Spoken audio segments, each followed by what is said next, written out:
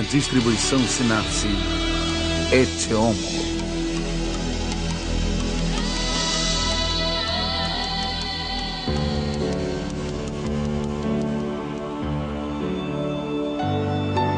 Educação.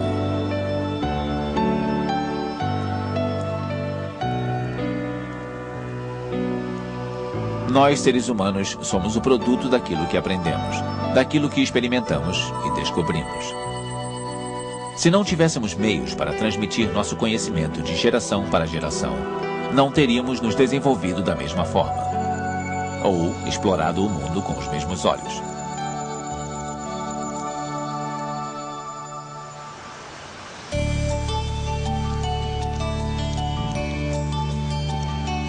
Os pais são responsáveis pela educação dos filhos, preparando-os para entrar em sua sociedade.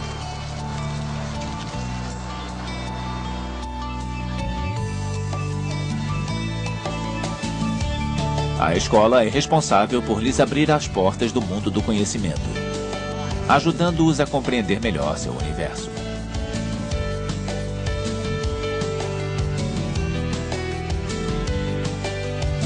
O objetivo da escola não é apenas saciar a sede de conhecimento, mas também preparar as crianças para desempenhar um papel na sociedade.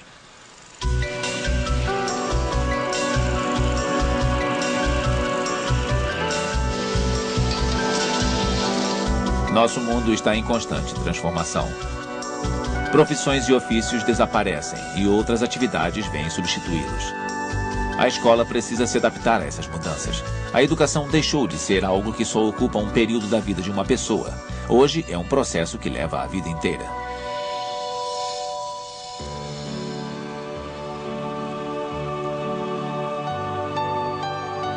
A educação está intimamente relacionada ao desenvolvimento de uma sociedade e tem um influente poder de moldar aqueles que mudarão as coisas e, consequentemente, o mundo.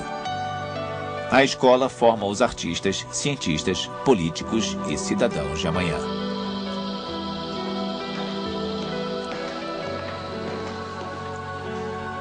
Através de sua constante evolução pela história, a educação escolar sempre foi alvo de acalorados debates. Da fala à escola.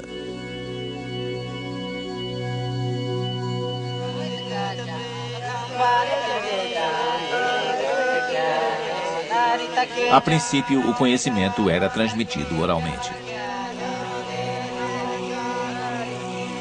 Antes do surgimento da escrita, nossos ancestrais precisaram usar a tradição oral para transmitir sua sabedoria, como ainda fazem algumas culturas indígenas hoje. Nesse passado longínquo, as pessoas passavam seu conhecimento através de histórias, canções e lendas que continham tudo o que eles sabiam sobre o universo.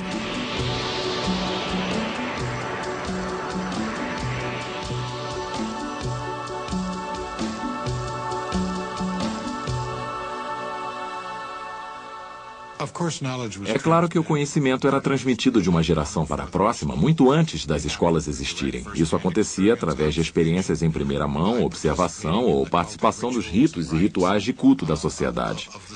Era essa a maneira como aprendíamos a construir o nosso caminho no mundo. E, certamente, até um determinado ponto do desenvolvimento da cultura humana, não havia necessidade de escolas para que esses processos tivessem efeito. Cerca de 3.500 anos antes de Cristo, os métodos educacionais evoluíram.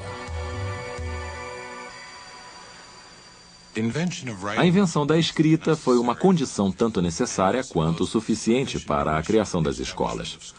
Quando você tem um sistema através do qual pensamentos abstratos podem ser preservados, codificados e decodificados, fica clara a necessidade de instituições ou mecanismos para a divulgação dessa habilidade.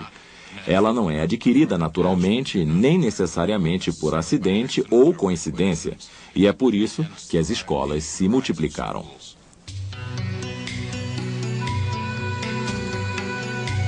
Tabletes de barro cobertos com palavras que eram destinados à educação confirmaram que os sumerianos realmente tinham escolas.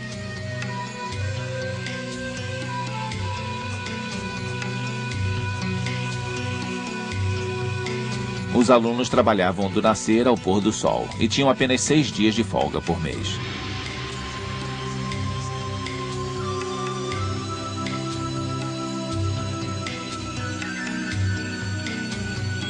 Eram necessários anos de trabalho duro para aprender os 2.000 pictogramas que compunham sua linguagem escrita.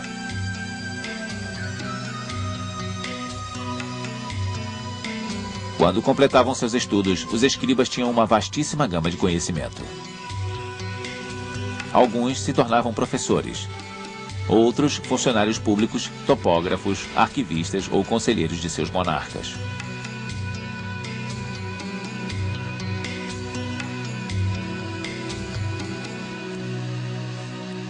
Dentro da sociedade havia um grupo de homens que tinha a função de escribas, e eram eles que guardavam os documentos. Se precisasse mandar uma carta para alguém, você ia até eles e lhes pagava. Mas as escolas se tornaram importantes para uma classe social específica. Normalmente eram os ricos que mandavam seus filhos para a escola. Não podemos nos esquecer de que as filhas tinham aulas em casa. A escola era somente para os meninos.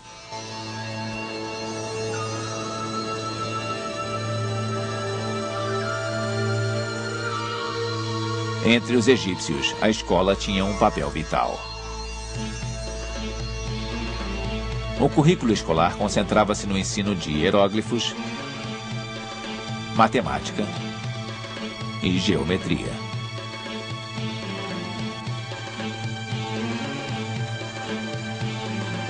O dever de casa dos alunos era solucionar problemas práticos, da produção agrícola de um terreno à construção de navios.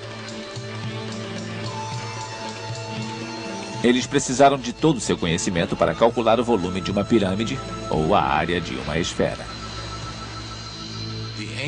O objetivo da instrução nas primeiras escolas, e por motivos perfeitamente compreensíveis, não era estimular inovação, originalidade e individualidade, e sim divulgar aquilo que era considerado uma cultura sacrossanta.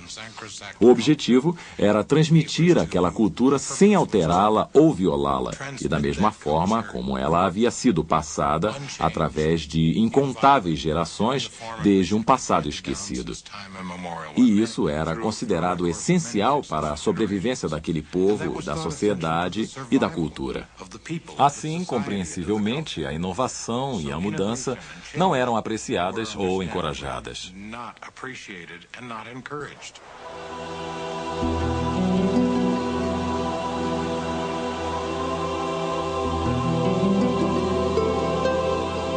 A educação na Grécia foi um marco em relação à educação nas civilizações anteriores. Os filósofos trabalhavam para estimular o desenvolvimento do indivíduo. Os gregos consideravam as escolas responsáveis por preparar os alunos e despertar neles o interesse pela política, pelas artes e pelo teatro.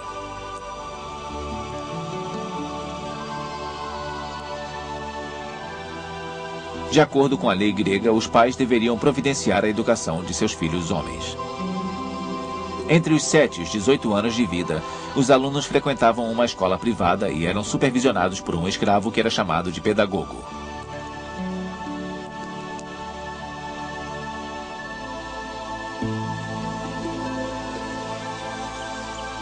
Se seus pais fossem ricos o bastante, aos 21 anos eles começavam os estudos mais avançados de matemática e astronomia.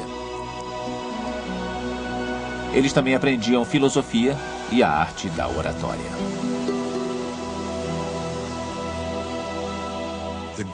Os gregos acreditavam no poder da palavra falada e admiravam aqueles que dominavam essa arte.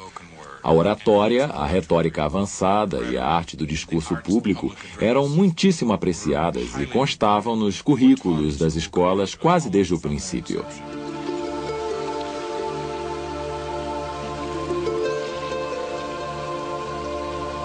Seguindo outra tradição, as crianças romanas aprendiam com seus pais.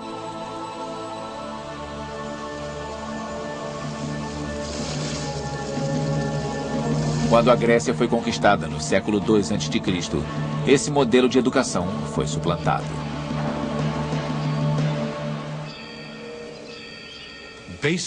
O sistema educacional romano era um modelo, uma cópia, digamos, do sistema grego, quase em sua totalidade.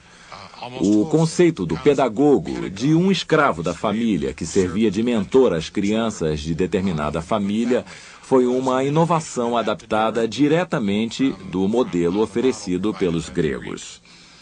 O ensino básico, o ludus, como era chamado, era uma imitação direta de um modelo que havia sido estabelecido na Grécia muito tempo antes. As escolas de oratória romanas seguiam o modelo da tradição das escolas de oratória da Grécia, e assim por diante.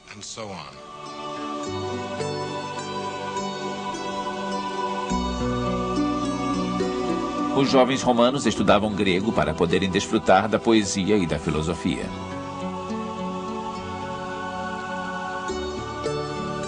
Como em todas as sociedades antigas, as meninas não podiam frequentar a escola.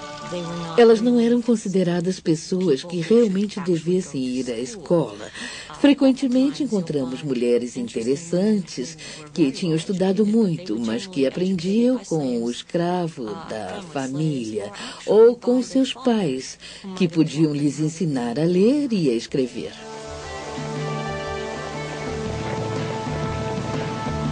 Os romanos disseminavam sua cultura através do império, e ao fazê-lo também divulgavam a cultura grega.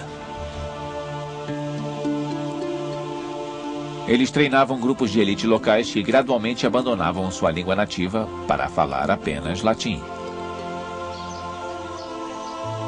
Com a queda do Império Romano, o nobre Marcianus Capella decidiu reunir todo o conhecimento romano em uma enciclopédia com diversos volumes. Essa obra preciosa viria a se tornar a principal referência educacional durante alguns milhares de anos. Escola, Igreja e Estado.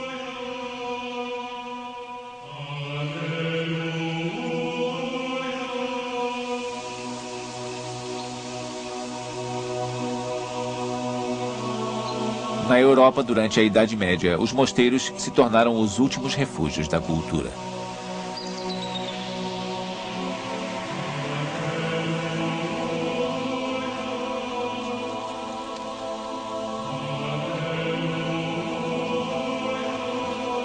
Alguns deles formaram escolas monásticas para oferecer educação ao clero. Mas tais escolas eram raras, e o mundo perdeu grande parte do conhecimento que os antigos nos deixaram. Dessa época em diante, a Igreja assumiu o monopólio da educação e o manteve durante séculos.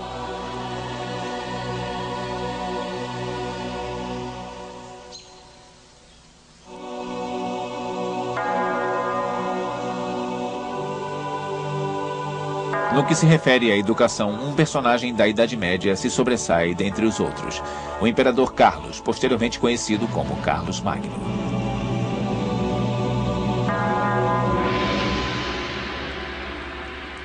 Apesar de Carlos Magno ter sido um bárbaro num certo sentido e não saber ler nem escrever, inicialmente, ele costumava guardar um tablete sob sua cama para praticar a escrita à noite, porque queria muito se tornar um homem culto.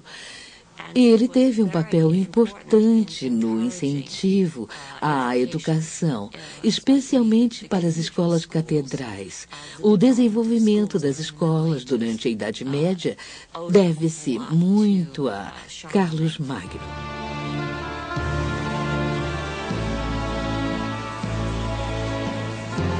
No ano 800, após conquistar a maior parte da Europa, Carlos foi coroado imperador cristão do Oeste pelo Papa Leão III.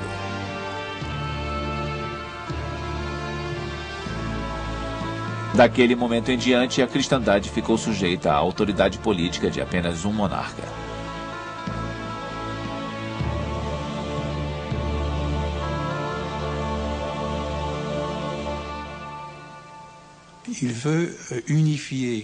Ele queria unificar toda a Europa Ocidental, que estava sob seu comando. Para isso, ele precisava de funcionários que entendessem uns aos outros. Ele precisava que anotações fossem copiadas para que não houvesse discrepâncias ou enganos, nem conflitos, consequentemente.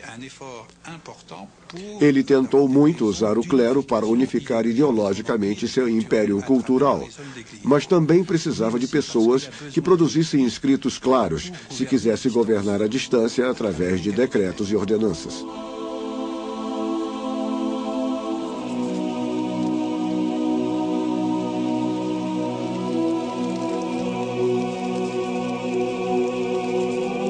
Esses decretos espalhados por todo o império eram leis instituídas por Carlos Magno. É imperioso para nós que os mosteiros, o governo que Cristo generosamente nos legou, não se satisfaçam com uma vida piedosa, mas igualmente se dediquem à tarefa de ensinar. Sem dúvida, é melhor agir bem do que saber muito, mas não é possível agir bem sem saber coisa alguma.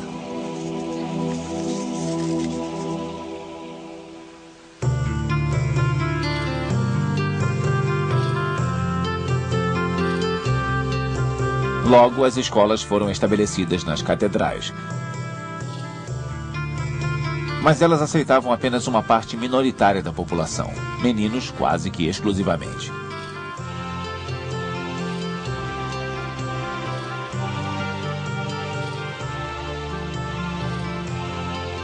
No começo do século XIII, surgiram as primeiras universidades.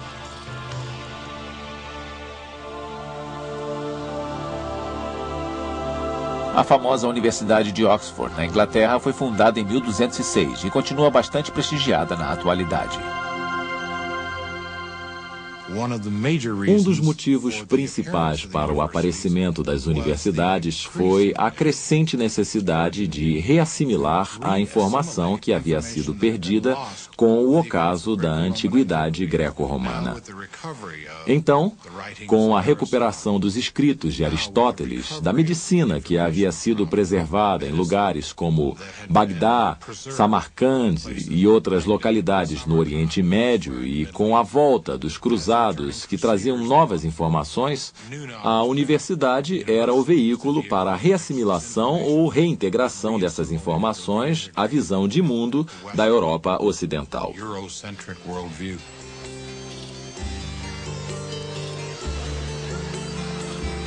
No século XVI, protestantes alemães foram os primeiros a traduzir a Bíblia para outras línguas que não o latim. Eles acreditavam que um dos princípios da reforma era que todos os crentes deveriam ser capazes de ler a Bíblia.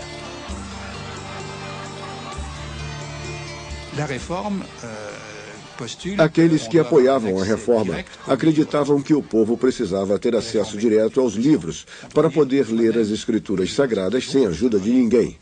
Para isso, precisavam saber ler, pois não podiam depender de intermediários.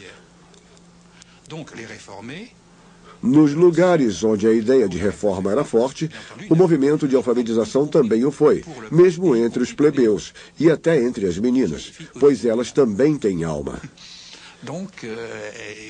Se só é possível ser um bom cristão tendo acesso aos livros, era preciso saber ler.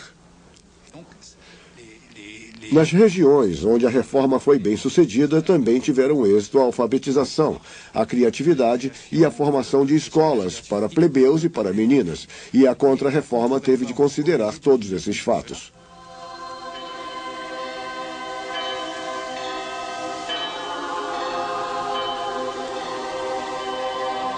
No espírito de uma Contra-Reforma, os jesuítas decidiram assumir todo o campo da educação católica. No século XVII, eles fundaram mais de 500 colégios.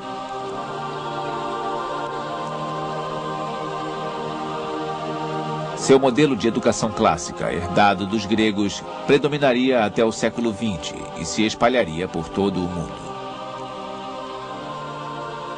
Os jesuítas escolhiam seus alunos baseando-se em seu talento, o que possibilitou que meninos de origem pobre pudessem ascender socialmente.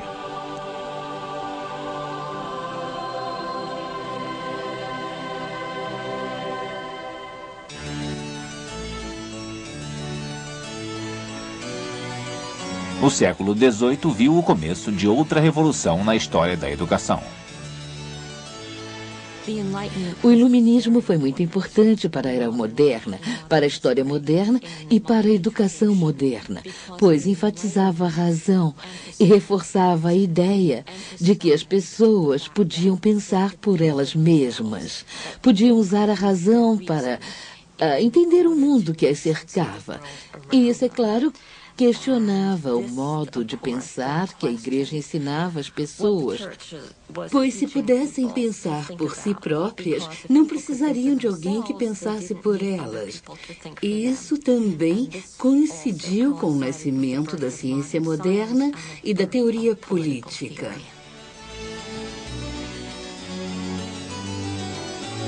A Europa fervilhava.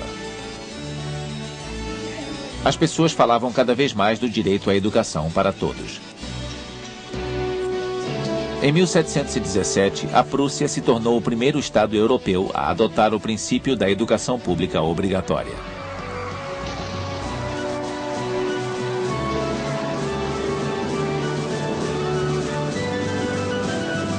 No começo da Revolução Francesa, Jean-Jacques Rousseau publicou Les Mille, um romance que questionava os métodos educacionais usados nas escolas.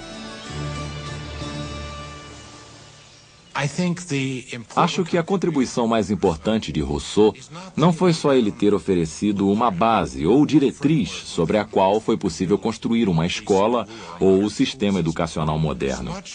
Ele também fez uma proposta muito moderna: a possibilidade de afastamento, de divisão entre o individual e o social, a trama e a estrutura social.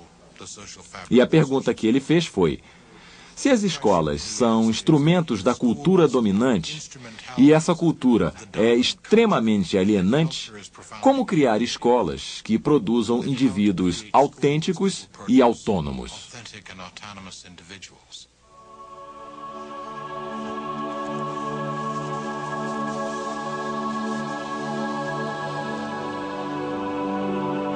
Rousseau abriu caminho para toda a filosofia do pensamento educacional moderno.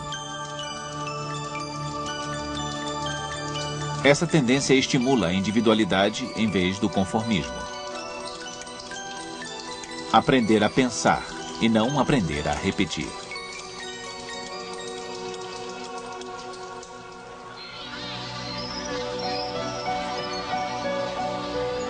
Com a Revolução Francesa, o Estado começou a assumir o controle das escolas, assim como de várias outras instituições.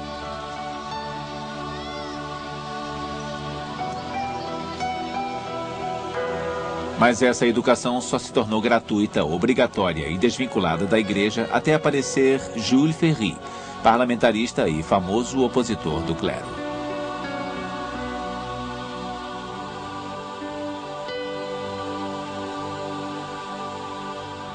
Fiz uma promessa a mim mesmo. Em meio a todas as necessidades gritantes da atualidade, em meio a todos os problemas, escolhi uma que me devotar com toda a minha inteligência, coração, força física e moral: a educação do povo. Nosso sistema educacional é desigual. Sendo assim, eu os desafio a oferecer direitos iguais, não uma igualdade teórica, mas uma igualdade real.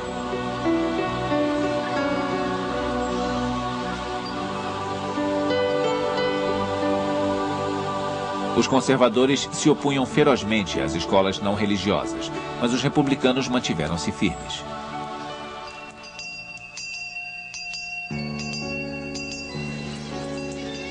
Nas escolas, a oração e o catecismo deram lugar à instrução cívica. Os alunos aprendiam a ser bons republicanos, livres para exercitar suas faculdades críticas.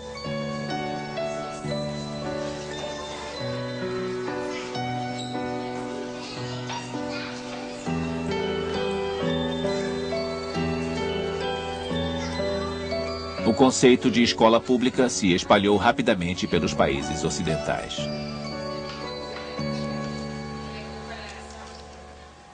Na Europa, a educação cresceu a uma velocidade muito maior. Um dos motivos foi o alto grau de industrialização do continente. Eu acredito que existe uma ligação entre a industrialização e a educação em massa. A China, por exemplo, era uma cultura não industrializada em que a educação não estava disponível a todos. Muito poucas pessoas estudavam. A mesma relação pode ser feita com a Rússia czarista.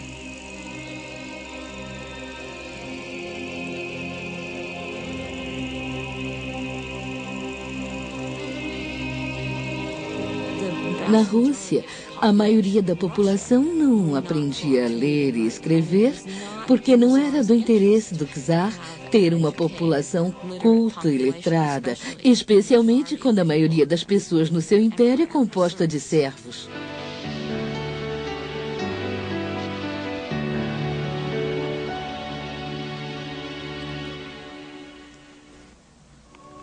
A escola e a vida.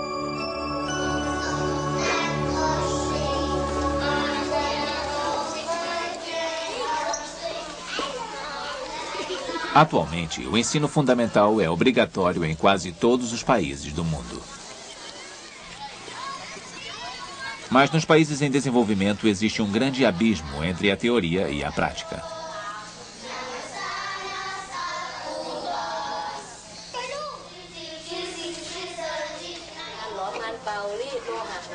Em vários países da África, da América Latina e do Sudoeste Asiático, apenas 65% das crianças vão à escola.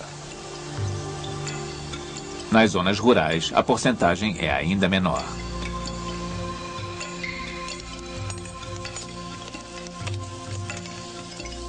Algumas famílias muito pobres não veem por que mandar seus filhos à escola.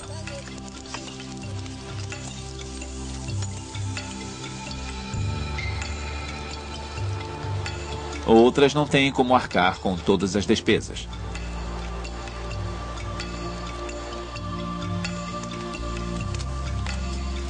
Por vezes, simplesmente não há escolas para as crianças frequentarem. Ou a escola local já está lotada.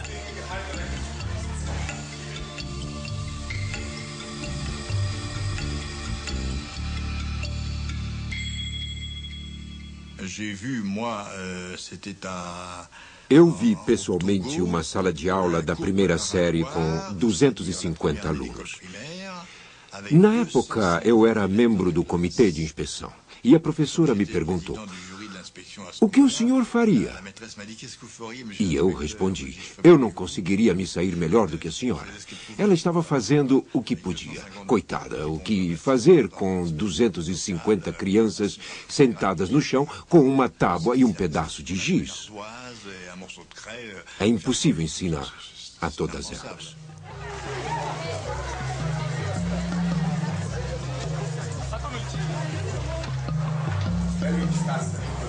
Na África do Sul, com a abolição do apartheid, uma multidão de jovens negros ingressou no sistema educacional e tudo é insuficiente. Professores, salas de aulas, livros.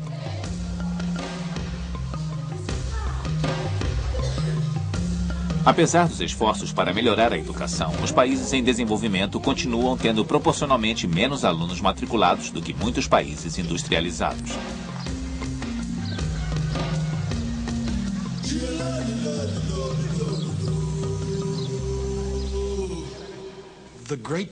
O grande desafio para os países em desenvolvimento da África, Ásia e do resto do mundo é, quando os recursos são escassos, quanto deve ser investido em educação? Eles devem tentar produzir um sistema educacional de massa, começando com o básico, a alfabetização, ou devem começar com umas poucas universidades e ir treinando uma nova geração de líderes na esperança de que eles tenham mais possibilidades de implantar um sistema educacional mais extenso e mais completo?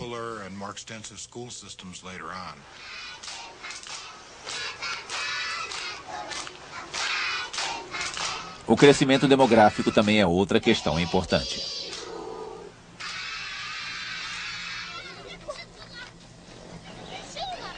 No Oriente Médio, na América Latina e no Sudoeste Asiático, 40% da população está em idade escolar.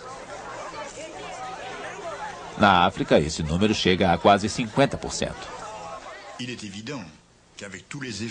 Obviamente, as nações e as principais instituições internacionais, como a Unesco, estão se esforçando para pôr mais crianças na escola. E apesar de as porcentagens alcançadas em países africanos não serem equivalentes às europeias ou norte-americanas, nós estamos fazendo progresso. Mas é evidente que o programa de alfabetização não está atingindo as metas estabelecidas.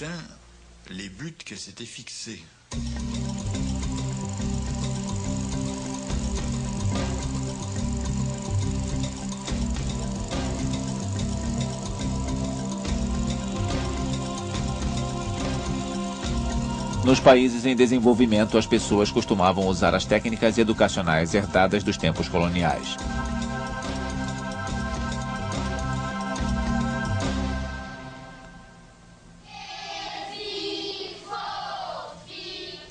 Mesmo hoje em dia, a memorização e a simples repetição de palavras são usadas regularmente.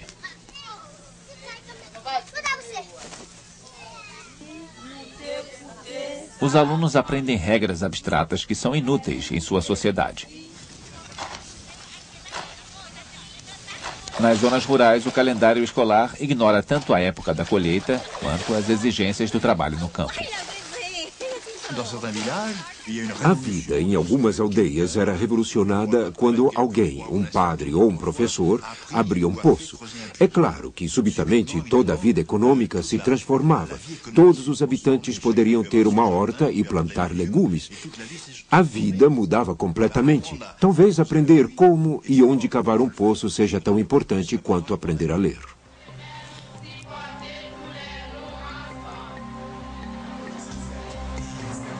No Haiti, os trabalhadores de um projeto de reflorestamento assistem a aulas de alfabetização após o dia de trabalho.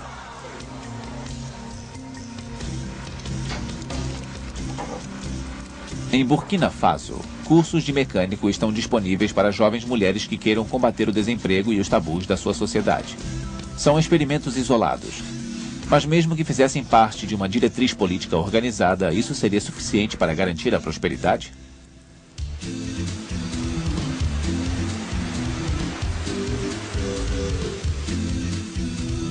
Não muito tempo atrás, acreditava-se que educação e desenvolvimento econômico andavam necessariamente lado a lado. A taxa de crescimento econômico da Coreia do Sul, por exemplo, sobe tão rapidamente quanto a porcentagem de crianças matriculadas em escolas. Hoje sabemos que essa não é a regra geral.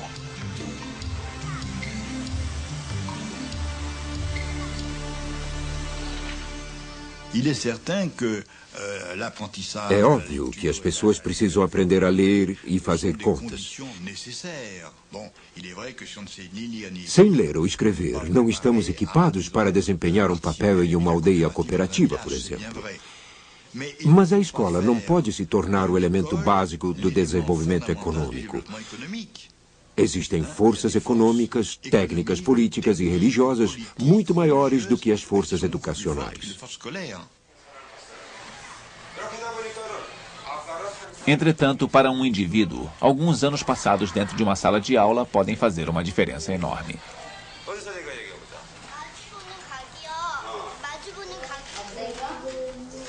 Uma criança que aprende a ler e escrever está mais preparada para enfrentar o futuro.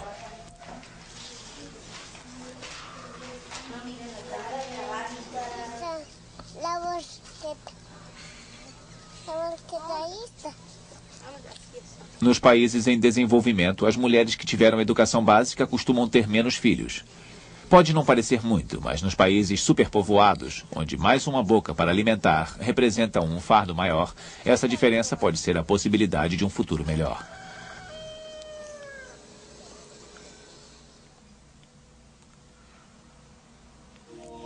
A escola sob questionamento.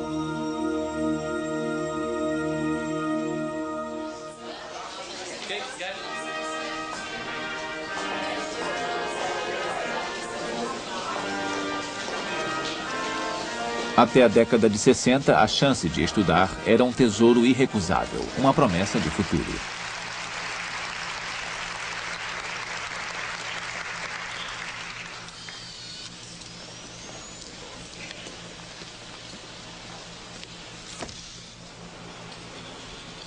Atualmente, apenas um diploma não basta.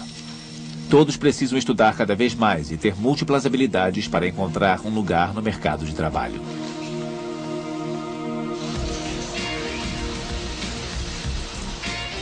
Mesmo assim, milhares de jovens estão parando de estudar.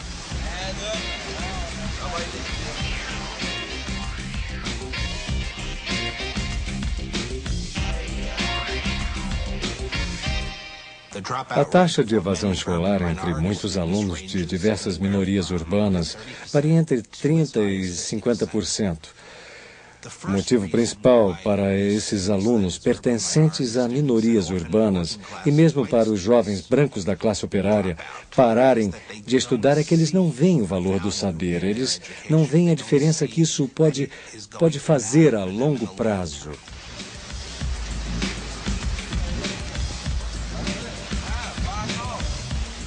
Olham à sua volta nos bairros onde moram e normalmente não veem pessoas para quem estudar fez toda a diferença. É contrastante em relação às zonas mais ricas, onde alunos de classe média e classe média alta têm em torno de si, nas suas famílias, nos amigos, nas famílias dos amigos ou nos irmãos mais velhos, exemplos de que estudar faz diferença. E por isso estão dispostos a se sacrificar agora para colher os frutos depois. Se você não vê isso como algo possível, é mais provável que pare de estudar.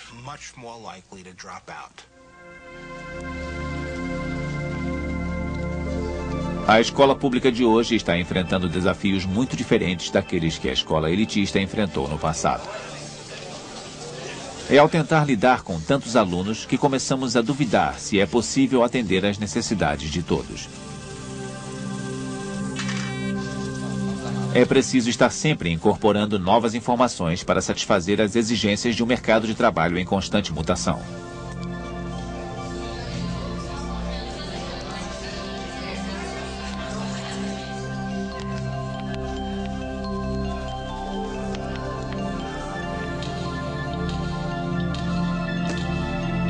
A adaptação é uma tarefa difícil para as escolas. Já passamos por incontáveis reestruturações, revisões, mudanças e alterações de currículo e métodos de ensino.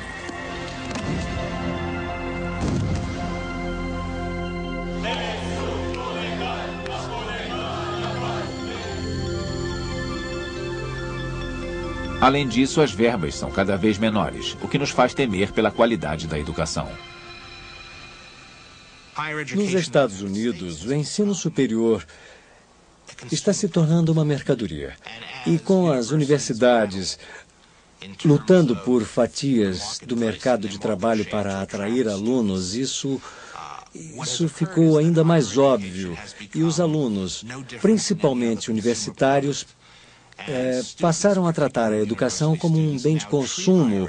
Por esse motivo, eles exigem que os professores sejam menos rigorosos, que passem menos deveres e coisas assim. Uma das consequências disso é que no sistema universitário, em que boas notas são recompensadas e as ruins punidas, a tendência tem sido uma diminuição da média mínima, uma redução das tarefas para conquistar mais matrículas. As escolas estão abertas para todos, mas também estão abertas aos problemas sociais das comunidades onde se localizam.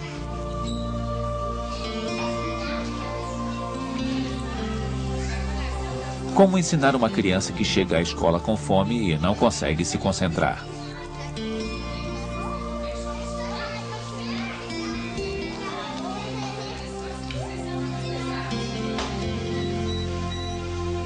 Pobreza, violência, drogas e distúrbios de aprendizagem são apenas algumas das tristes realidades que assolam as escolas hoje. É óbvio que a escola não pode substituir a família, mas mesmo assim precisa aceitar qualquer aluno. Todo mundo quer que as crianças cheguem à escola prontas para aprender, com pais participativos que as incentivem, mostrando a elas a importância da educação.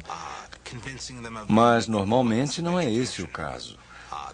Por isso, cabe às escolas satisfazer todas as necessidades, tanto sociais quanto acadêmicas. E se isso significa assumir papéis que pertenciam à família, é isso que as escolas precisam fazer. A escola não deve apenas ampliar seu papel social, deve também ampliar sua clientela.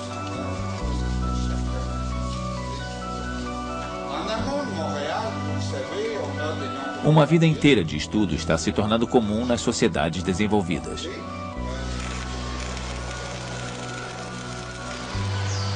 As funções mais básicas estão sendo eliminadas pela aplicação da robótica e da tecnologia de informação, e os trabalhadores precisam voltar à sala de aula para adquirir novas aptidões.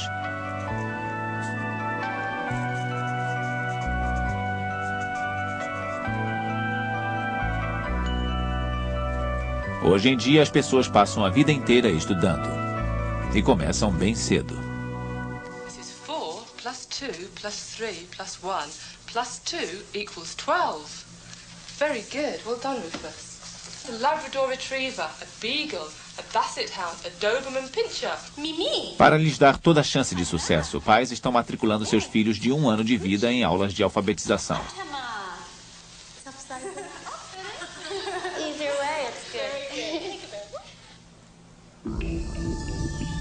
Na Califórnia, existem até programas de estudo para fetos.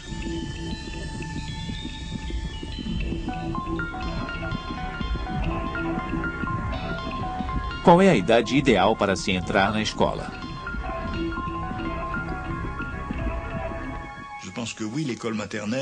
Acho que o jardim da infância, de fato, ajuda as crianças a se acostumarem ao ensino elementar. Meu lado científico me pergunta, posso provar isso? Devo admitir que, cientificamente falando, não existe prova irrefutável de que isso é verdade. Quando eu realizo uma pesquisa para ver se as crianças que foram ao jardim da infância reagem melhor do que as outras, existem muitas diferenças, mas nenhuma prova concreta. Ainda assim, na prática, as crianças que vão ao jardim da infância normalmente se adaptam melhor ao ensino elementar do que as outras crianças.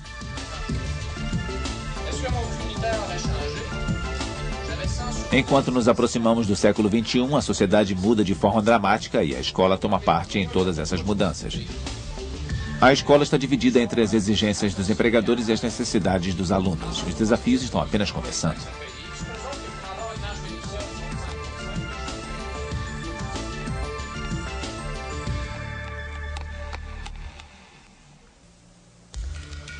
A escola de amanhã.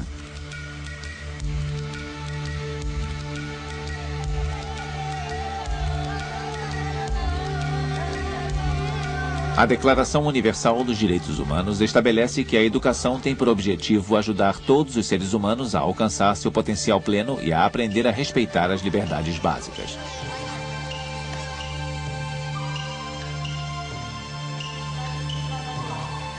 Existem 3 princípios que o sistema educacional deve seguir para atingir essas metas.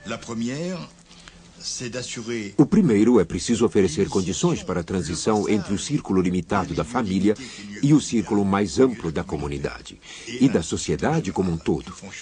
Ajudar na integração social, que vemos acontecer em toda parte e das maneiras mais variadas. A segunda responsabilidade básica é fornecer uma ligação entre o passado, o presente e o futuro. E a terceira responsabilidade básica é, a partir da cultura circunscrita à comunidade, introduzir o indivíduo a uma cultura universal, ou seja, a humanidade.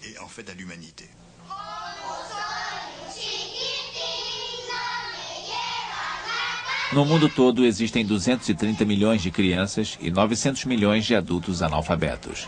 2/3 são mulheres. Nos países ricos, a escola não mais detém o monopólio do saber. A televisão bombardeia as crianças com imagens hipnotizantes.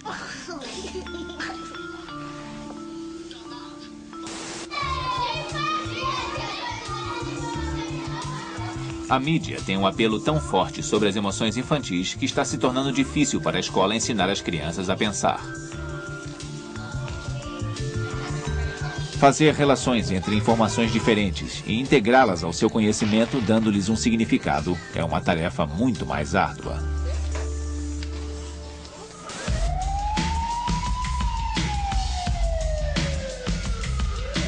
Recentemente, a tendência das autoridades mundiais tem sido reduzir a verba destinada à educação.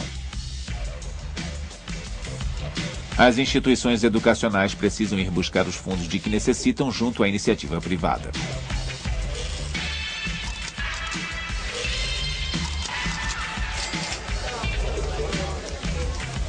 Mas existe o receio de que, a longo prazo, o currículo escolar seja adaptado para se adequar às necessidades da indústria em vez de treinar futuros cidadãos livres para usar sua própria capacidade de julgamento.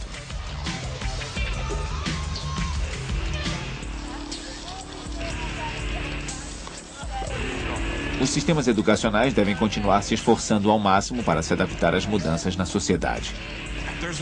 Nos Estados Unidos existe uma tradição de valorizar a diversidade, uma mistura de escolas do setor público e privado. E elas assumem muitas formas. Por exemplo, no setor público, houve diversas tentativas de se criarem as chamadas escolas alternativas ou escolas imã, de arrecadar recursos e criar atrativos suficientes para trazer uma mistura de alunos de várias raças, culturas e classes sociais. Também há um grande interesse em se preservar o papel da escola sectária ou denominacional, operada sob as diretrizes de várias igrejas ou seitas. Além disso, há a alternativa da escola particular, que oferece coisas que não estão disponíveis nas escolas públicas.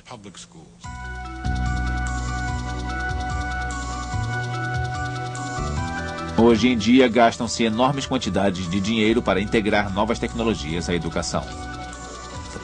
Os aspectos positivos da tecnologia da informática podem ser encontrados, por exemplo, na internet, em alunos sendo capazes de se conectar à rede, experimentar coisas que no passado seria necessário viajar para conhecer. Eles podem ter acesso a informações do Banco Mundial e fazer coisas que há 5 anos seriam impossíveis. Se nos lembrarmos de que a tecnologia é uma ferramenta que intensifica a aprendizagem, os computadores são uma bênção. Quando são usados para substituir professores, para substituir o próprio ato de pensar, quando são usados como babás, sua influência é profundamente negativa. Em nossas vidas, cada um de nós foi profundamente influenciado por determinados professores que nos ensinaram a ver o mundo de forma diferente. Mas se a escola pretende transmitir conhecimentos e valores básicos, ela própria deve ser vista como algo de valor. A mensagem veiculada é que é importante ser bonito, magro, famoso, conhecer a última moda, usar a roupa certa. Se a cultura popular não valoriza o saber, como podemos esperar que os alunos o façam? Frequentemente, nossas escolas tentam ensinar coisas que nossa cultura não valoriza. Se quisermos que os nossos alunos levem os estudos a sério, nós também devemos levar a educação a sério.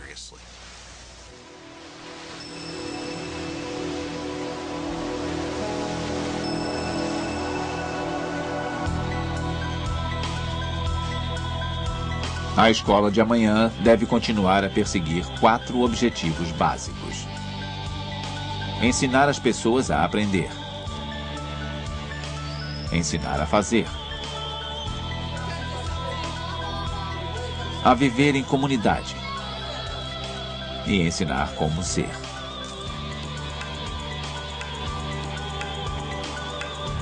Além das diferenças econômicas, culturais e religiosas, a escola tem um papel vital na construção de um clima de respeito, justiça e igualdade neste planeta.